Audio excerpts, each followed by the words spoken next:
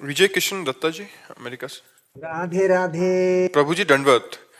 महाराज जी, YouTube के माध्यम से आपको सुना और तीव्र आपके दर्शन और मार्गदर्शन की चाह मन में जागृत हो गई। महाराज जी, हम अमेरिका में रहते हैं, ये शरीर को कैसे संसार यातना से मुक्ति मिलेगी? हम बार बार भटकते हैं पर एक दिशा सही से नहीं पकड़ पाते। किसका प्रश्न है?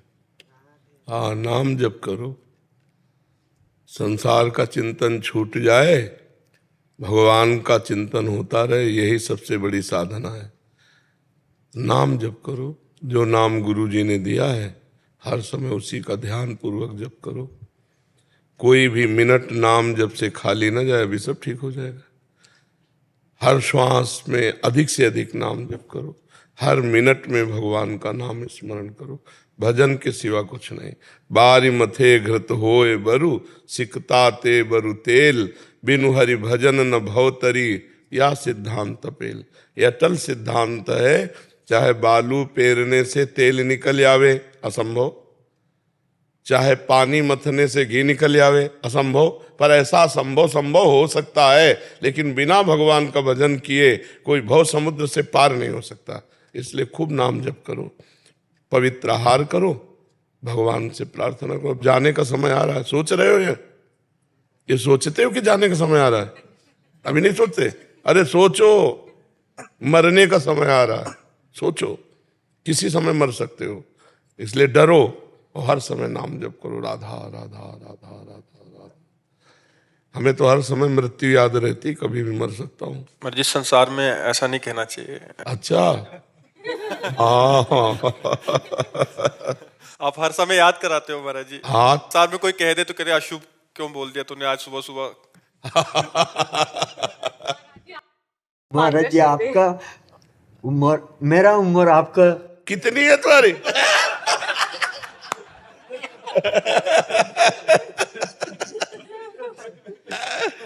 खूब नाम जप करो। यूट्यूब से आपको बात सुन के मेरा बहुत प्यारा लगता है, इसलिए मेरा मन में ये हो सकता है मैं एक टाइम वृंदावन में जाएगा और महाराज जी को। देखो, हम जब ज्यादा खुशी होंगे किसी से तो उसे मृत्यु की याद दिलाएंगे कि भैया तू मरेगा, इसलिए तू नाम जप कर। जब ज्यादा खुशी होंगे, आए दिन आप सत्संग में महाराज जी याद कराते रहते हैं। हाँ, तो क्योंकि मृत्यु एक ऐसा सत्य है जो आएगी तो हमारा सब हरण कर लेगी। तो हमारे पास कुछ तो होना चाहिए, वो होगा भगवान का नाम। अगर नाम जप नहीं किया तो कुछ नहीं। कबीरा सब जग निर्धना, धनवंता नहीं कोई, धनवंता सोई जानिए जाके राम नाम धन होए, राधा नाम धन होए, कृष्ण नाम धन होए। अगर भगवान का नाम जप नहीं किया तो तुम्हारी पोजीशन, तुम्हारी ग्रेजुएशन, तुम्हारा पद अधिकार सब यहीं पड़ा रह जाएगा और साथ जाने वाला कुछ है नहीं। चाहे जितना बैंक बैलेंस कर लो, चाहे जितने ग्रेजुएट हो, जब मरोगे तो फिर ककारा से शुरू करना पड़ेगा। और अगर 100 बार नाम जप किया है और शरीर छूट गया तो अगला जब जन्म होगा तो 101 से शुरू होगा, 99 से नहीं। 100 के 100 आपके नाम अविनाशी जमा रहेंगे। इसलिए बहुत, और चाहे जितने युग बीत जाएं वो नाम आपकी उन्नति ही करता चला जाएगा, आपको विपत्ति संकट से बचाएगा, परम आनंद प्रदान करेगा। भक्ति बीज पलटे नहीं, जो जुग जाए अनंत, ऊंच नीच कुल उपजय होए संत को संत। वो भगवान का निज दास ही रहेगा। इसलिए नाम जप करने के लिए ये डर जरूरी है। अच्छा, डर भी है और सत्य बात है। पता नहीं शाम हो कि ना हो हमारी, अब क्या भरोसा बताओ। कोई भोजन पा रहा है, कवल नहीं ले जा पा रहा, मर रहा है। कोई नाच रहा है, ऐसे नहीं कर पा रहा, मर रहा है। तो अब क्या भरोसा। गाड़ी में फिल्मी गाना सुनते जा रहे हैं और ऐसा धक्के चले खत्म, क्या भरोसा। पानी का बुलबुला कब फूट जाए। अंजुली कस के चाहे जितना पकड़ लो, पानी टिकेगा नहीं, पूरा खाली हो जाएगा। ऐसे ही चाहे जितना तुम मकरत ध्वज खाओ, चाहे सोने के भस्म खाओ, मरोगे पक्का। तो जब मरना ही है तो वो चीज कमा लो जो अविनाशी है, वो है भगवान का नाम, भगवान का भजन, परोपकार, दूसरों का हित, दूसरों का मंगल। प्राय मना करते रहते हैं कि घूस मत लो, क्योंकि तुम्हें थोड़ा प्रलोभन तुम्हारे शरीर को नष्ट कर देगा, तुम्हारी पोजीशन को नष्ट कर देगा, तुम्हारे परिवार की आशाओं में पानी फेर देगा। तो उन्होंने दिखाया कि कहीं का कोई अफसर जो है पुलिस विभाग का 50,000 रुपये घूस ली और वो जो उनके डिपार्टमेंट होते हैं ना, वो पकड़ने वाले, अब ऐसी बुरी तरह उनको घसीट करके गाड़ी में डाल रहे थे। तब उस समय हम उनके चेहरे को देख रहे थे कि अब विचार करो, जो सरकार फीस देती है, अगर उसमें स्थित रह करके आप निर्दोष को छोड़ देते और दोषियों को दंड देते तो तुम्हें सलूट मारी जाती, और आज तुमने चूक कर दी।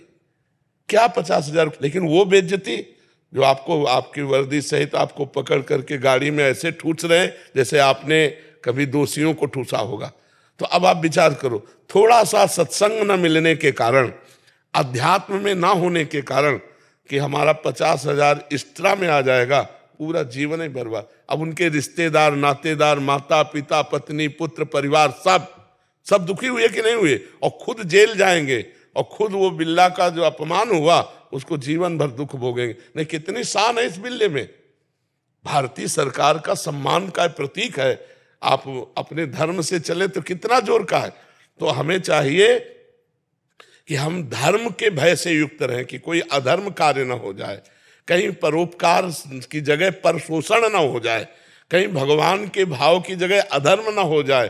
तो इन सब के लिए आवश्यक है अध्यात्म, और अध्यात्म तभी जागृत होता है जब मृत्यु को सामने रखा जाता है कि यार कभी भी मर सकते, काम बना लो, कभी भी शरीर छूट सकता है, भगवान का भजन कर लो, दान पुण्य कर लो, भगवान के लिए कुछ कर लो, तब तो जीवन सार्थक हो जाए। नहीं, छोटी छोटी गलतियों में बहुत बुरी दशा होती है।